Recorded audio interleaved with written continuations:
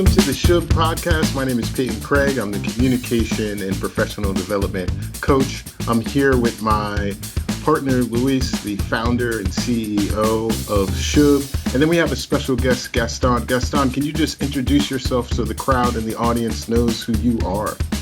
So, as you mentioned, my name is Gaston. I'm the CISO of SHUB.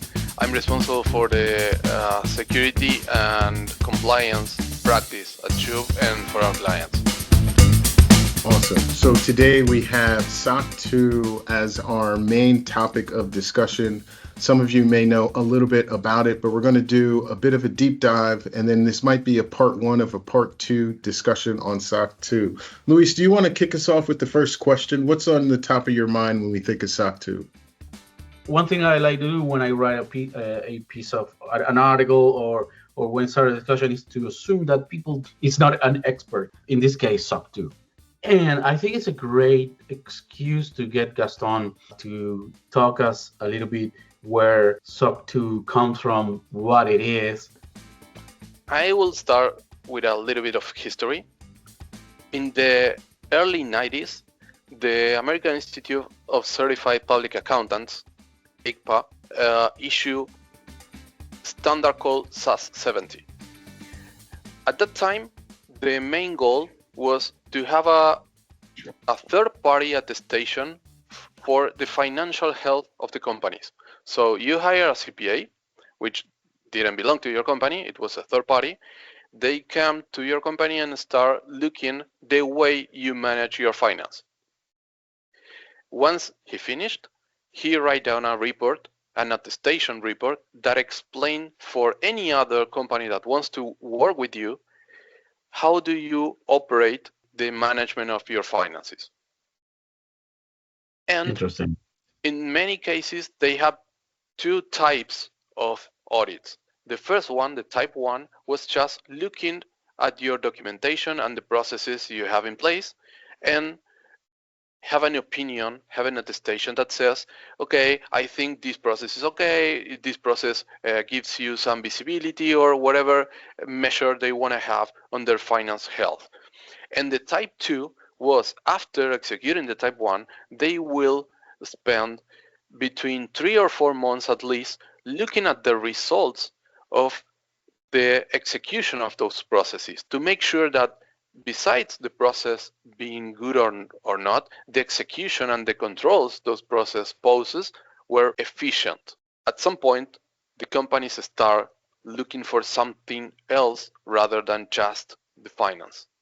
They start saying, okay, this might be helpful for us to get a report on this company about their human resource management, their IT operations, or any other health indicator of the company, not just finance. So that process growth into what we know today as SOC2. It has an evolution. I'm summarizing a little bit, but the overall idea is that they started just as a finance audit, and today it's an overall audit for the company that gives any upcoming client or actual client an idea of how a company operates. Why would a company choose to do SOC 2 instead of ISO 2701 or something like that? That's a great question. Let me start with the difference between a certification and an audit that generates an attestation report. When you get a certification, you get something that you can show to everyone that gives them the assurance that you comply with a certain fixed requirements. If you said ISO 27000, ISO 27000 evaluates the way you manage your security. It's a security governance certification. It will give you very specific information about that you comply with all the requirements that ISO gives you for that certification.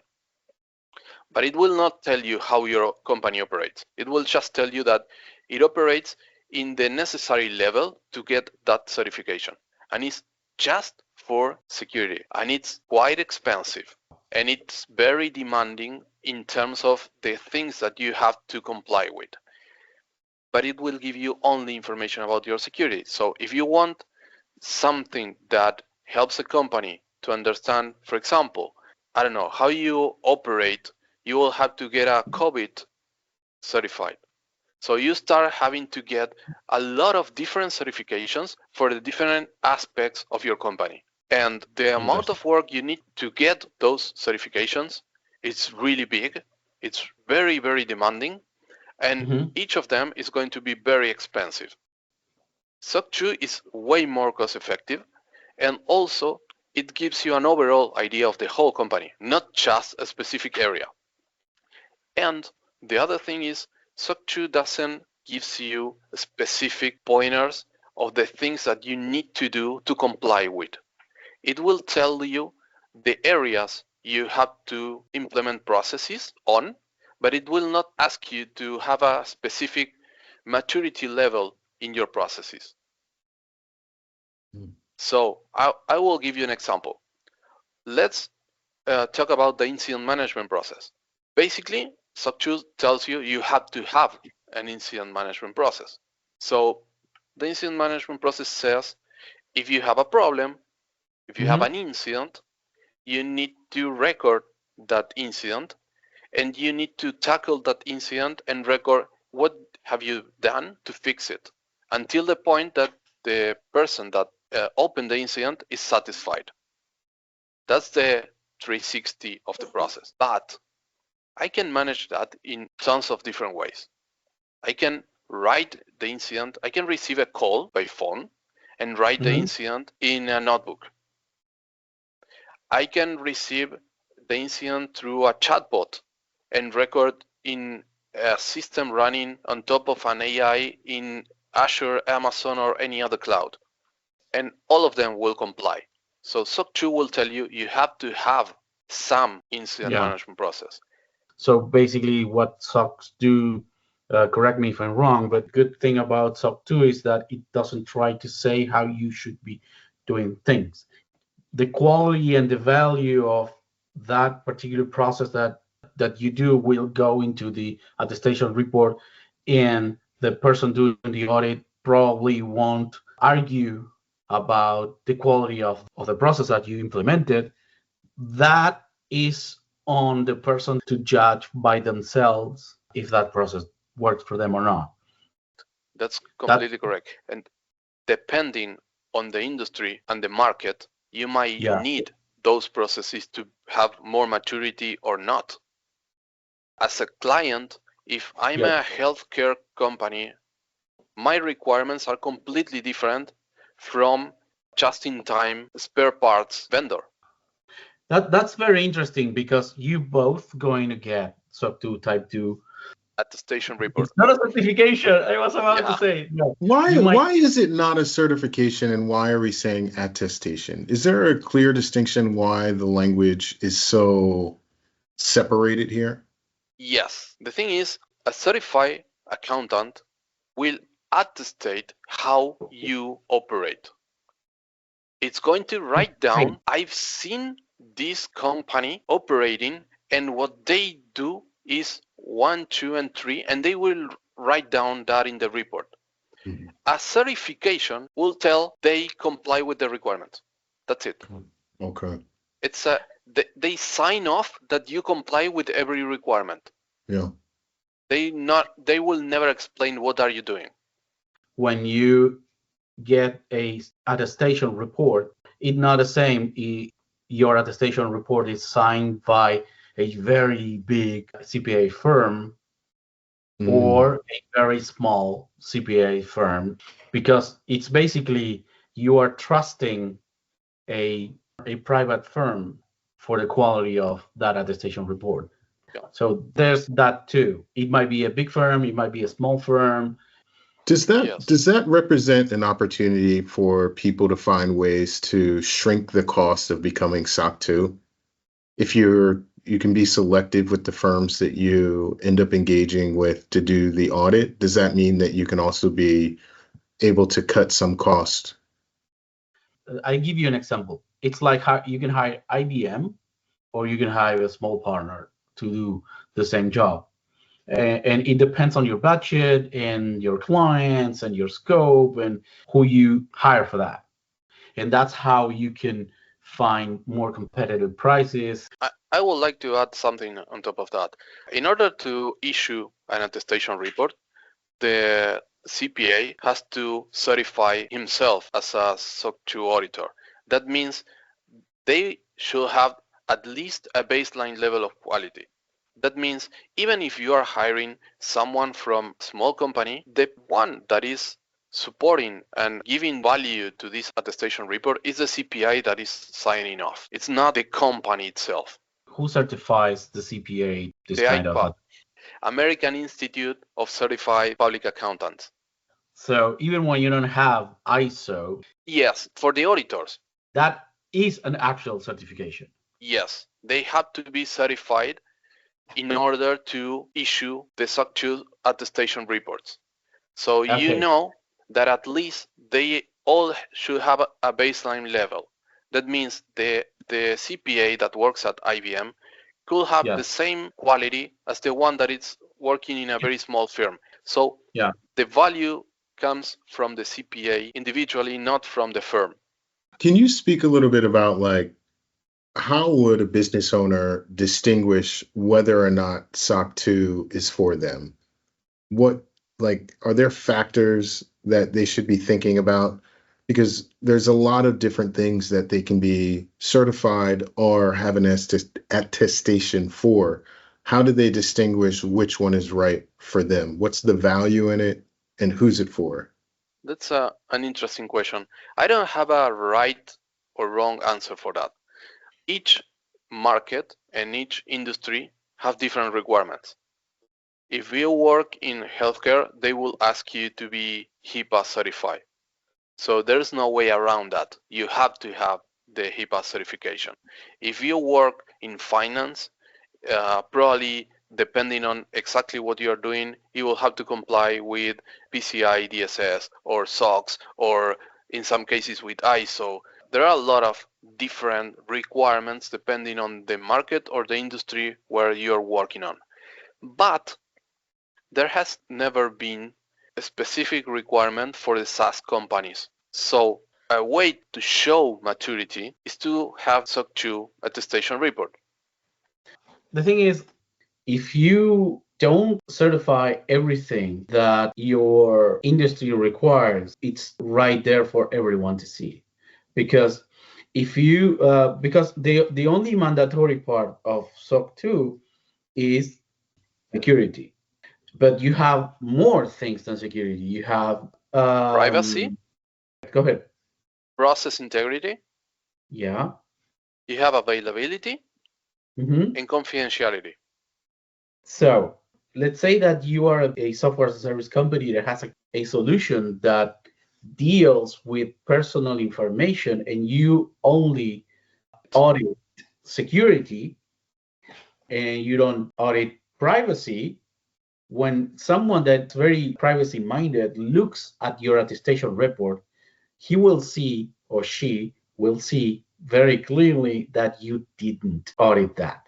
You can take shortcuts, but it's very easy for someone that will ask you for your attestation report that your organization did not audit everything. So it's really interesting that you might take shortcuts during the audit, but everyone can see it because when they ask for the attestation report, they will see that, hey, he's missing all this chunk that is important to me.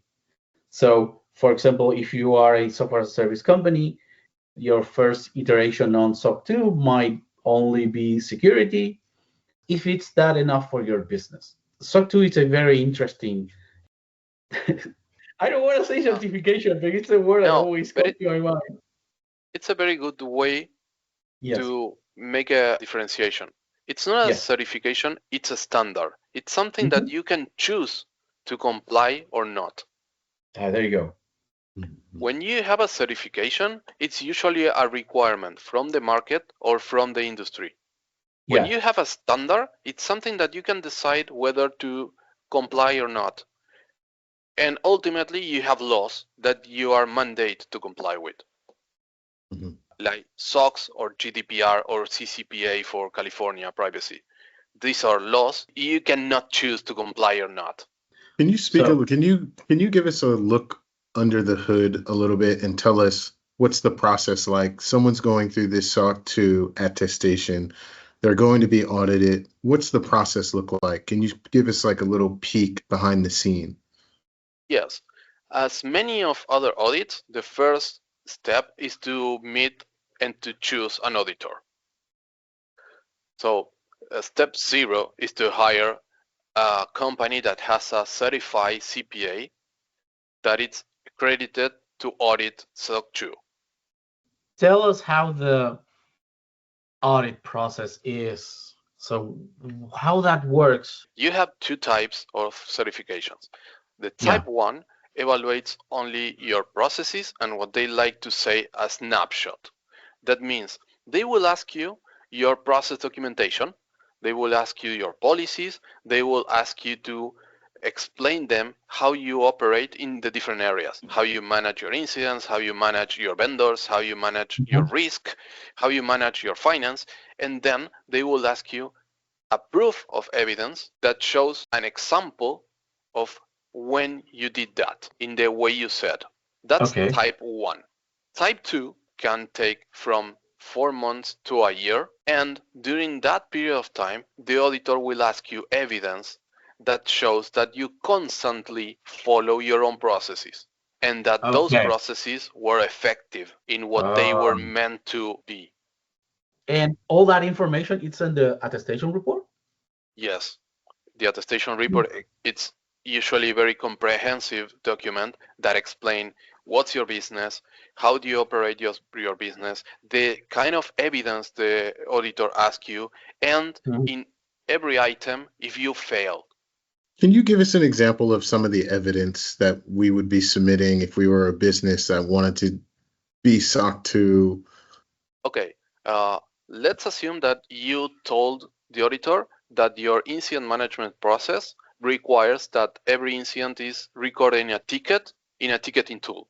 Every time you have an incident, you record a ticket in Jira. The auditor in the type 1 will ask you the process, the written process that explains all that, and will ask you an example of an incident. That's type 1. In type 2, the auditor will tell you, give me your last year of tickets. Interesting. So SOC 2 is just a way to prove that you work in a way. It doesn't matter exactly how you do it. You can have different processes. It doesn't adhere to a standard, like maybe if you have to go to FedRAMP or something. I don't know. I think HIPAA, it's also a good example of processes that are predefined, right? Yes. You have processes predefined in HIPAA, you have processes predefined, really strictly predefined in ISO. You have very strict processes in SOX, which in this case is a law, but it has very strict processes. In SOC 2, they tell you the items you have to be observed. For example, incident management process, change management process, vendor management process, HR processes. So if I have something ridiculous, like my change management process is to write in the wall and do nothing else, and I do that for a year, would I get type 2 with that? You might get type 2 with that, but probably no client will hire you because this is going to be right down in your attestation report. We don't have a lot of time left. So why would someone want to do SOC 2 instead of ISO or HIPAA? What would be an attractive? Basically, HIPAA and probably ISO are very specific to specific industries. You will never see something in the aerospace or automotive industry trying to certify HIPAA. This is just for healthcare. ISO, there are so many certifications that each one of them is a specific area in your company. So if you want to, I don't know, see that your company is following a process, you use ISO 9000. If you want to see if the company is managing the security in a proper way, you use ISO 27000. Each of them Yeah. is very, very specific. It's hard to get certified and it's very expensive. SOC 2, it's more comprehensive and you don't need to do a special effort to get SOC 2 certified. You just need to get audit so you can show your potential clients which is your maturity level.